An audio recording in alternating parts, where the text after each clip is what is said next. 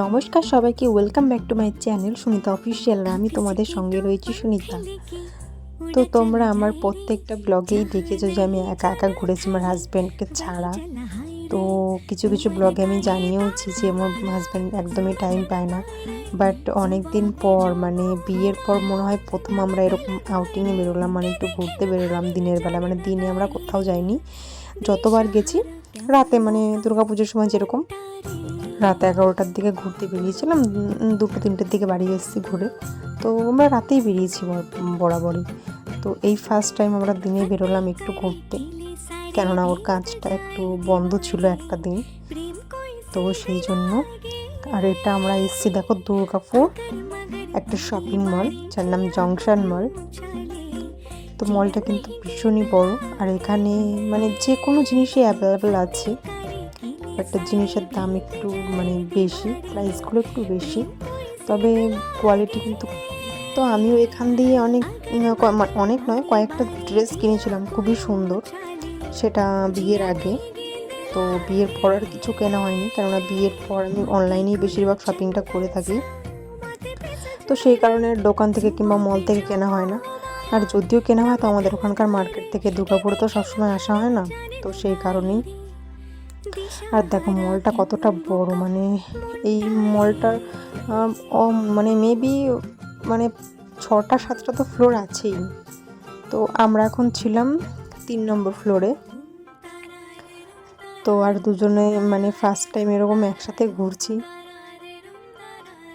মানে আমি ভাবতেই পারছি না যে আমার হাত ধরে ঘুরে, মানে কখনো সবার সামনে, মানে লোকের সামনে না, ও ঠিক মানে হাত ধরে ঘুরতে কমফোর্টেবল ফিল করে না। বাট আজকে ঘুরছে, মানে সূর্যটা কোন দিকে উঠেছে কে জানে। যাই হোক, আর ও আমাকে বারবার বলছিল যে কি নেবে, তোমার কিছু পছন্দ হলে নিতে পারো।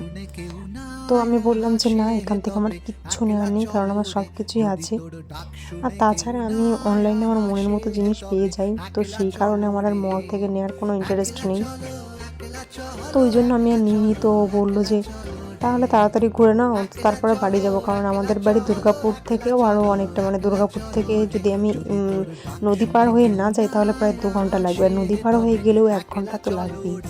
কিন্তু এত রাতে তো আমরা নৌকা পাবো না, তো সেই জন্যই আমরা মানে রাস্তা দিয়ে যাব, মানে অন্য রাস্তা দিয়ে। তো সেখানে দিয়ে যেতে গেলে 2 ঘন্টা লাগবে। এই যে আমরা বেরিয়েও পড়লাম। আর এটা দেখো জংশন মলের সামনেটা, পুরো মলটা আমি মানে তাড়াতাড়ি করে ভিডিওটা করেছি, তো তাই পুরোটা নেওয়া হয়নি। পুরোটা আরেকদিন আমি যখন আসবো তখন পুরোটা মানে ভিডিও করে আমি তোমাদের সাথে শেয়ার করব। মলটা কিন্তু ভীষণই সুন্দর, সবাই এসে একবার ঘুরে যেতে পারো, তোমাদেরও ভালো লাগবে আশা করি। তো আমি যখন দুর্গাপুরে থাকতাম তখন এখানে আসতাম আর এসে আড্ডা দিতাম এখানে বসে বসে। এখানে দেখো সামনে সিঁড়ি আছে কতগুলো, তো ওখানেই আর কি সবাই ধাপে ধাপে বসে গল্প করে, আড্ডা মারে। তো আমরাও সেরকম একটু বসে গল্প করছিলাম। তো অনেক দিন আমরা এরকম একসাথে পাশাপাশি বসে গল্প করিনি, তো বিয়ের আগেই করেছিলাম, তারপরে আর হয়নি। তাই বিয়ের আগের মতো ফিলিংস আসছিল, বেশ ভালো লাগছিল। তো যাই হোক, এরপর আমাদের বাড়ি যাওয়ার টাইম হয়ে গেছিলো। তো তোমরা সবাই জানিও ভিডিওটা কীরকম লাগলো, ভালো লাগলে অবশ্যই লাইক কমেন্ট শেয়ার করো। আর চলে দেখা হচ্ছে নেক্সট ভিডিওটা। ততক্ষণ পর্যন্ত ভালো থেকো, সুস্থ থেকো, bye, thank you for watching.